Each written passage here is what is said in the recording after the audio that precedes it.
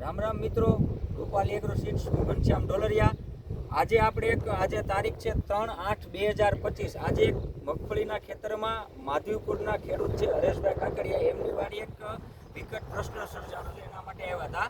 આજે એનું ખેતર છે, આ સાઈડથી આખું ખેતર ચાલુ થાય છે, જે આ રીતે, અને અહીંથી આખી એક જ વેરાયટી છે, એક જ વસ્તુ છે, અહીં સુધી કોઈ અસર નથી ને અહીંથી માંડવી જવાનું ચાલુ થઈ છે।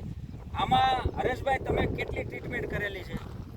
આમાં 55 દિવસમાં 2 વાર તો આપણે બેક્ટેરિયા નાખેલા છે, બરોબર, માઇક્રા નાખેલા છે, હા હા, પછી ખાતરે આપેલા છે, ટ્રીટમેન્ટ બધી કરી છે। હાલે એવો પ્રશ્ન છે કે જો મગફળીનું આ ખેતર લગભગ બની જાય છે એવું દેખાય છે, અને આનો છોડવો જો ઉપાડીને તો આ રીતના મૂળ આખા ઓલા નીકળે હળી ગયેલા, અહીંથી જો તંતુ મૂળ જ નથી। પછી આ છોડને આપણે આમ જરાક ફાડીએ ને એટલે અંદરથી જે એની નસ હોય જો આ રીતના આખી આમ ડેમેજ થઈ ગયેલી હોય,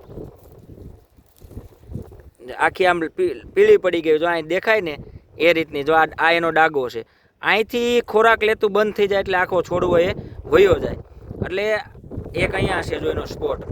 એટલે ખેડૂતોને એક માહિતી આપવાની એક એ જ કારણ છે કે આવું વસ્તુ જો બનતી હોય તો ધ્યાન રાખો, વહેલાસર ટ્રીટમેન્ટ કરો, અને વધારે પડતું જો તમને એમ લાગે કે આની કોઈ રિકવરી થાય એમ નથી તો ખોટા ખર્ચા પણ કરવા નહીં। આજે એક એ માહિતી ખેડૂતો સુધી પહોંચાડવી જોઈએ।